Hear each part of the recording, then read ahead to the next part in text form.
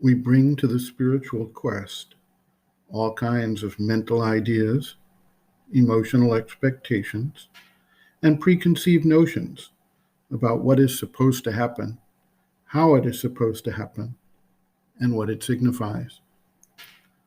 All of these things, however, are based in the mind life body complex and act as limiting factors in the development of the spiritual growth of the individual.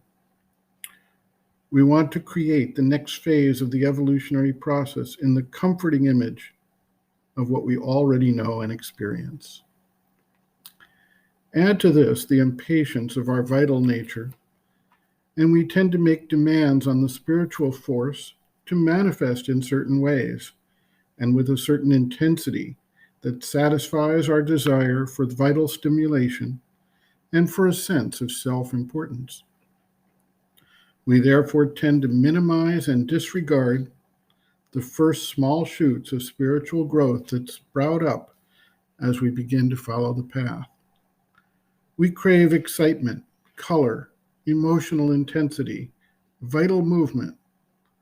And when the spiritual transformation begins with a quiet sense of calm or a gentle sense of unity with our surroundings, or a quiet inward sense of joy, we do not recognize the breath of the Spirit as it changes who we are and how we react to our lives.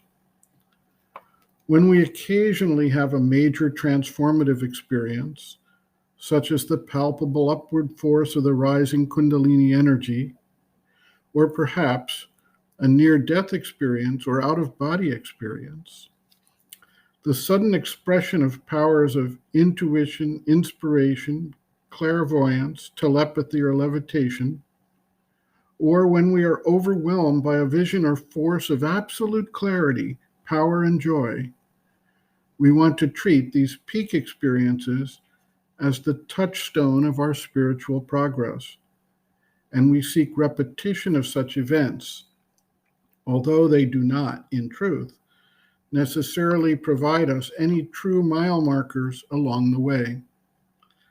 The subtle, daily, almost invisible changes that take place in our ways of thinking, relating to events and people, our moments of outreach and compassion, our vital reactions to circumstances, and our ways of responding to habitual actions or desires turns out to be the most significant aspects of our spiritual sadhana. Sri Aurobindo notes, quote, "What I meant about experiences was simply this, that you have created your own ideas about what you want from the yoga and have always been measuring what began to come by that standard. And because it was not according to expectations or up to that standard, telling yourself after a moment, it is nothing, it is nothing. That dissatisfaction laid you open at every step to a reaction or a recoil, which prevented any continuous development. The yogin who has experience knows that the small beginnings are of the greatest importance and have to be cherished and allowed with great patience to develop. He knows, for instance, that the neutral quiet, so dissatisfying to the vital eagerness of the sadhak, is the first step towards the peace that passeth all understanding.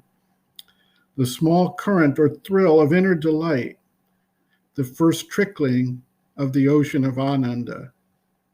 The play of lights or colors, the key of the doors of the inner vision and experience. The descent that stiffens the body into a concentrated stillness, the first touch of something at the end of which is the presence of the divine. He is not impatient. He is rather careful not to disturb the evolution that is beginning.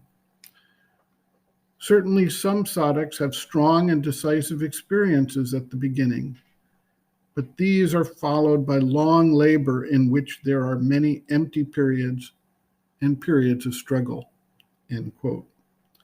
Reference, Sri Aurobindo, Integral Yoga, Sri Aurobindo's Teaching and Method of Practice, Chapter 5, Bases of Yoga, Patience and Perseverance, pages 113 to 115.